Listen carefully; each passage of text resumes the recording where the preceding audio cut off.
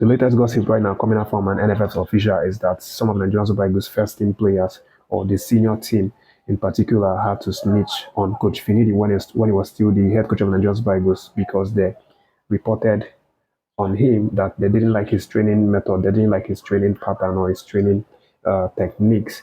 They told that to the NFF, as a complaint. This is just coming to light right now after one of NFF's official apparently talked to the newsmen to reveal this secret. And from what we know, and from Coach Finidi's mouth, obviously we know that the reason why he decided to resign was that he wasn't told that there were going to be any sort of employment of a senior technical advisor that's going to be overseeing the coaching job ahead of him. So he said that was the deal breaker. He had to resign because none of that was actually discussed.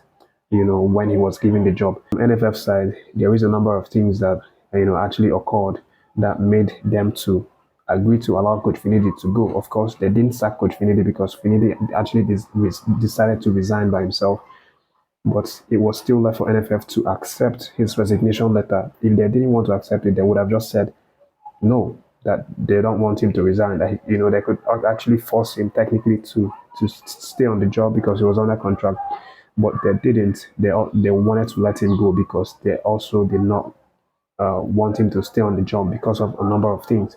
What I just said now, players snitching on him that they didn't like his training methods is one of the reasons.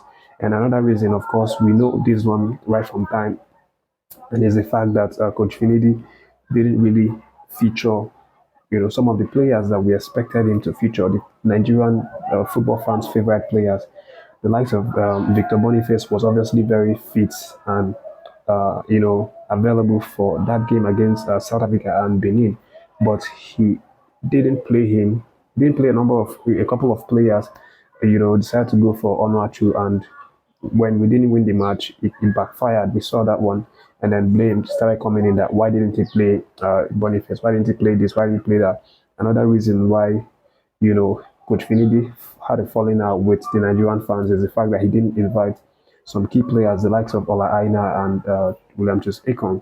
And then we saw how shambolic that backline was. And even though Tanimu made a really decent appearance, there's still lots of criticisms from Nigerian football community who are still questioning why is this guy in the team? Has he done enough to actually be in that team? But for this reason, the NFF official is actually saying that it's one of the major issues that the complaint would have to come from the senior players of the team. And of course, you know that for a team to prosper, for a team to start winning games, the senior players have to be happy. They have to be happy and feel at home. So this NFF official is saying that this was a huge determinant as to why they had to let Coach Finidi go. But he also said that there were also a number of things that they found out after they did their research. That was why they let him go. But with Coach Finidi having departed the head coach position, it's now very open, and NFF are still continuing to search for the next Super Eagles head coach, and they are trying to look for a foreign manager. Of course, on this channel, I talked about like 5 shortlisted names that they've mentioned so far. Talked about the likes of Joaquim Caparros, Luis Fernandez, Didier Six, Miguel Herrera, and Antonio Consecal as the people that they shortlisted. But over the past few days, we've seen a number of names actually being added to that one. Of course, we talked about Renard, who is a very, very interesting subject for this update. But again, aside from that one, there have been some new people who have expressed interest in coaching Nigerian Super Eagles, and one of them is Nigerian Super Eagles legend Mutiu Adepoju.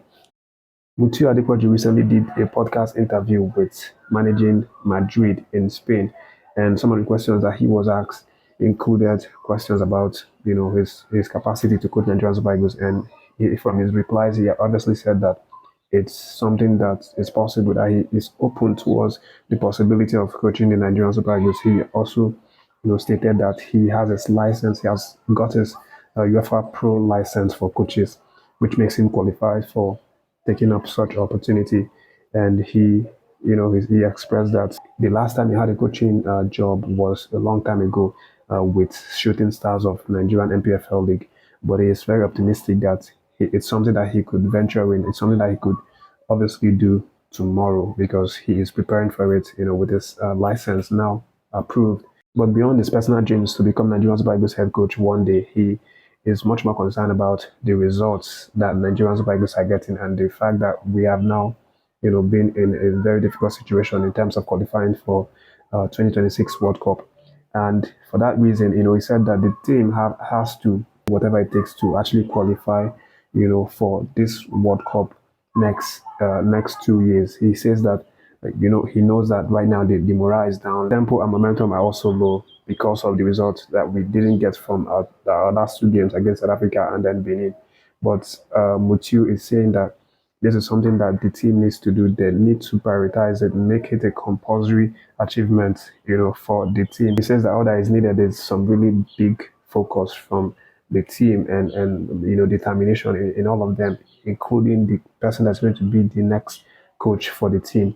So he believes that this is what it's going to take for Nigerian Super Eagles to qualify for for the 2026 World Cup. But it's not going to be easy, of course. That to do that, we are obviously going to have to win the remaining 6 games to qualify.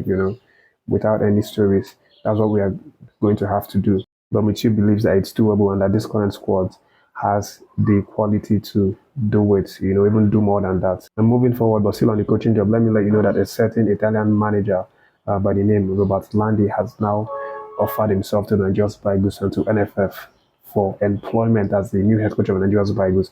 And this man is very confident. He talks about a lot of experience that he has across Africa, and frankly, he has a lot of experiences coaching different club sides, and teams in Africa across Ghana, Egypt, Zambia, a number of countries in Africa, and he is saying that he is, ready to be the next coach of Nigerian Super Eagles. That he is the man that the NFF are looking for, that's going to get the result that Nigerian Super Eagles seeks currently. And he says that it's a privilege for him or any coach at all, any world-class coach to coach Nigerian Super Eagles, because he says that Nigeria is one of the top 20 biggest countries in the world, not by FIFA ranking, but in terms of population. We have over 200 plus million people and economy and everything.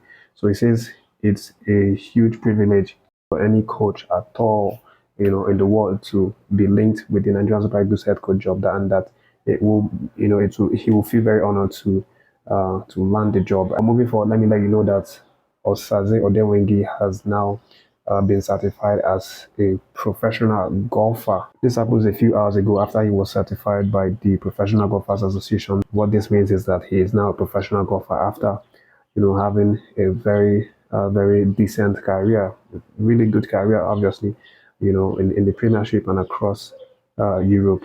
We know him very well from West Brom, where he scored a number of goals for them, up to like 30 goals, for the club. But he also played for clubs like Cardiff City and Stoke City. Even beyond the club side, he also had some really fantastic career for Nigeria Super Eagles. Of course, we know he played in the World Cup twice, and even won an Olympic medal in 2008. So the man has had a really fulfilling career, but he doesn't want to stop. He wants to continue, this time around in golf. The man says that he's very proud of this new achievement, not just because he's now a professional golfer, but also the fact that he was able to push himself to play the sport and also study academically to, pass his exams to be certified a pro golfer. He says that he hopes that this is a motivation to, young people who are coming up who have similar dreams, such as maybe playing golf after playing football or playing in any other sports outside of football. He hopes that his achievement is something of a motivation to other people. But that's the update. Thanks for watching this one. Don't forget to like and share the video, subscribe to the channel, and stay tuned for more videos.